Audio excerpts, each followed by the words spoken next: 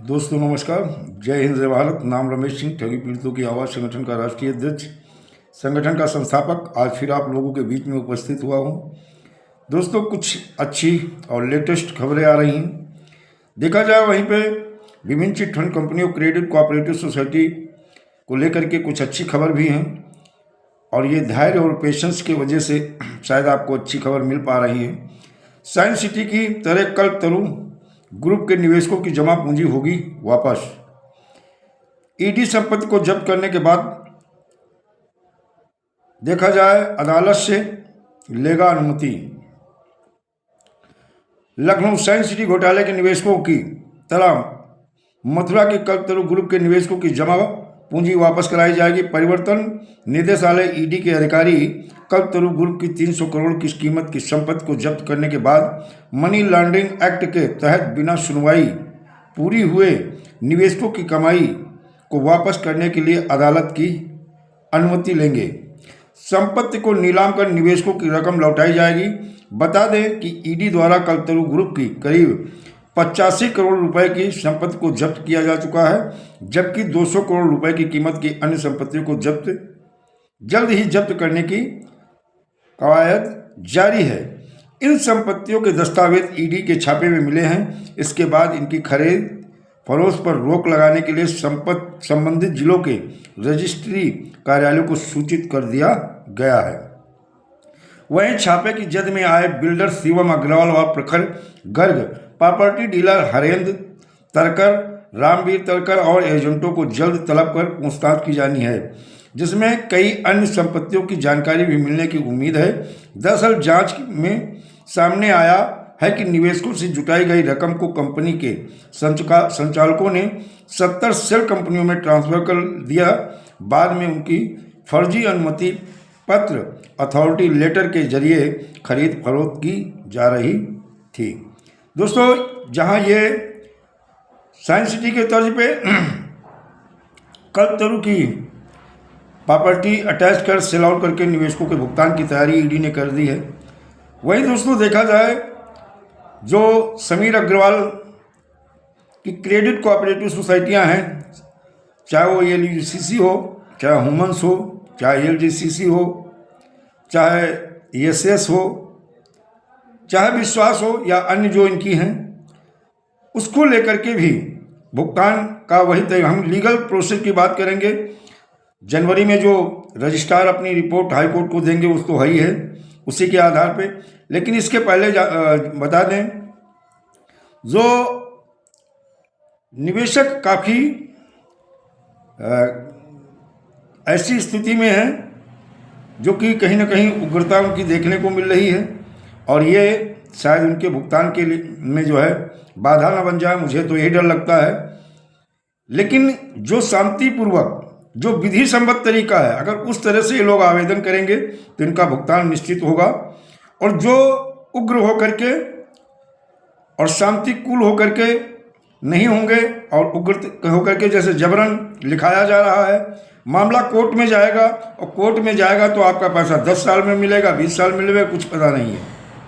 जब कोर्ट में मामला चला जाएगा, जो लीगल तरीका जो रजिस्ट्रार कह रहे हैं, उन्होंने जो चीज़ें बताई हैं, देखा जाए शिकायतकर्ता का नाम एक जो फॉर्म 6 होगा जो भरा जाएगा, शिकायतकर्ता का नाम, उसकी आयु, शिकायतकर्ता का पूरा पता, फ़ोन नंबर अगर है तो यदि वो भी उपलब्ध कराया जाए, मोबाइल नंबर, यानी निम्न के विरुद्ध शिकायत बहुराज्य स्तरीय समिति का नाम और पूरा पता, सदस्यता संख्या, सदस्यता के संबंधित प्रासंगिक विवरण, दाखिल करने का तरीका पोर्टल के माध्यम से, भौतिक रूप से या इलेक्ट्रॉनिक रूप से,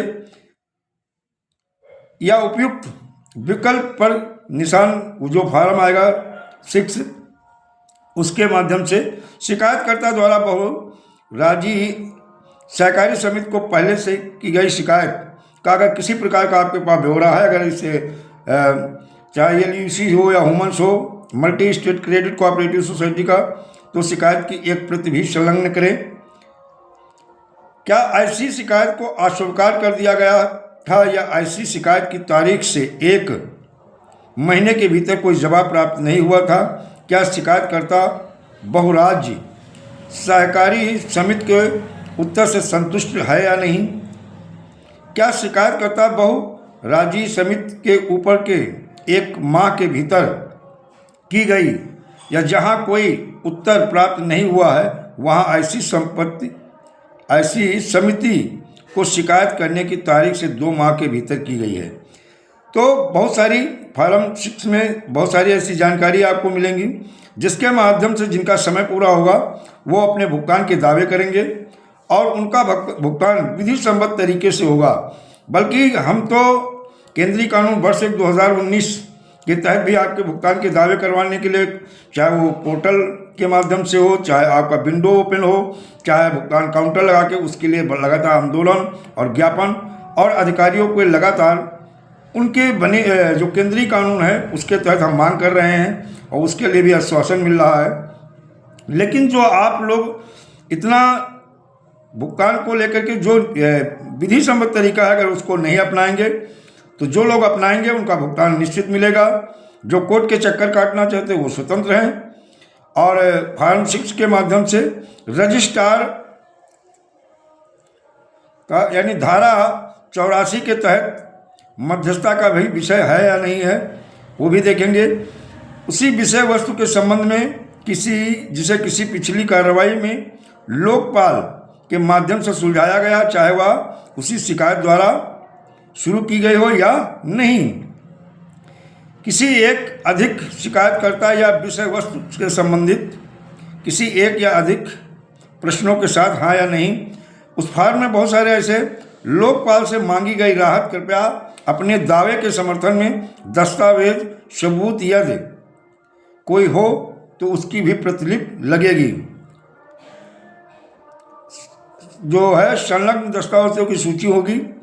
शिकायतकर्ता का घोषणा पत्र, ऊपर दी गई जानकारी सत्य या सही, मैंने ऊपर वर्णित किसी तथ्य और इसके साथ प्रस्तुत दस्तावेजों को नहीं छुपाया या गलत या तरीके से प्रस्तुत नहीं किया है, ये भी लगेगा। तो दोस्तों आपके भुगतान को लेकर के निष्ठापूर्वक रजिस्ट्रार अधिकृत प्रतिनिधि के हस्ताक्षर भी होंगे। जैसे कि आपका भुगतान का दावा होगा, पहले आपको करना क्या होगा कि जो आपका हेड ऑफिस है वहाँ अपने सारे डॉक्यूमेंट्स रजिस्टर्ड डाक द्वारा भेजेंगे। अगर वहाँ रिसीव होते हैं, उसका कोई जवाब मिलता है तो अच्छी बात, नहीं वापस आएंगे। उसके बाद में आप फॉर्म 6 का इस्तेमाल करेंगे और जैसे इस्तेमाल करेंगे तो उसके बाद में 1 महीने में आपको कुछ ना कुछ उसका जवाब चीज़ें मिल जाएंगी। ऑनलाइन भी शायद व्यवस्था है और ऑफलाइन भी आप कोई एजेंट ही जा करके आपके भुगतान के दावे को वहाँ प्रस्तुत करेगा, बाकायदा रिसीविंग मिलेगी, मोहर लगी हुई, और उसके बाद में ये शिकायत लोकपाल में भी कर सकते हैं। और मुझे लगता है कि जो वो कह रहे हैं उनकी बातों में 100% सत्यता दिख रही है। उनके पास अगर आपका भुगतान का दावा जाएगा वो स्वीकार भी करेंगे और मूलधन आपका भुगतान भी करेंगे। अगर सोसाइटी पुनर्फिर शुरुआत होती, सोसाइटी चलती है, तो आप अपने इंटरेस्ट का भी दावा कर सकते हैं। अन्यथा आपका जो CRC है वो चाहे कोई multi state credit cooperative society है, सहारा इंडिया की भी सोसाइटियों के भी वहाँ दावे जा रहे हैं। और आपका ऑफलाइन और ऑनलाइन दोनों आपके दावे स्वीकार किए जाएंगे, आपका भुगतान सुनिश्चित होगा। इसीलिए पेशेंस जरूरी है, क्योंकि कोई निवेशक उतनी दूर जा करके अपने हो सकता दावे नहीं पेश कर पाए, तो इसमें आपके एजेंट की वेरिफिकेशन के साथ साथ जो दस्तावेज है वो भी वही बताएगा क्या क्या लगेंगे। फॉर्म 6 में वैसे सारी चीज़ें दी हुई हैं। तो बल्कि पेशेंस की ज़रूरत है, इस समय धैर्य की ज़रूरत है, चीज़ों को समझने की ज़रूरत है।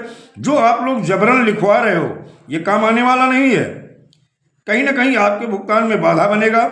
और इस पीरियड में आप ज़्यादा प्रेशर बनाओगे, या तो एजेंट पलायन कर जाएगा या ऐसे कोई कदम उठा लेगा कि आपका भुगतान भी बाधित होगा और आप परेशानी में भी पड़ जाओगे। तो मैं आप लोगों से यही अनुरोध करेंगे कि जब सारी चीज़ें क्लियर हो रही हैं, रजिस्ट्रार भुगतान के दावे लेने के लिए तैयार है, सब कुछ, और इसीलिए मैं दिल्ली जाऊंगा भी, उनसे बात करूंगा। चीज़ें फ़ोन पे चर्चा हुई है, मैंने उनसे टाइम भी लिया है। तो दोस्तों आपके भुगतान के लिए हर संभव हम प्रयास हमारा संगठन कर रहा है, हम कर रहे हैं। आप अगर चीज़ें समझ गए तो निश्चित है भुगतान होगा, लेकिन अगर समझ में नहीं आई तो फिर आप जाने आपका काम। लेकिन एजेंट ही आपका भुगतान का दावा भी करवाएगा, आपको रिसीविंग भी मिलेगी और आपके भुगतान को सीआरसी लेके काफ़ी गंभीर भी है। अभी जो शिकायतें नहीं पहुंची, अब शिकायतें पहुंचने लगी हैं। आपके भुगतान के दावे स्वीकार किए जाएंगे। दोस्तों, जय हिंद, जय भारत, वंदे मातरम।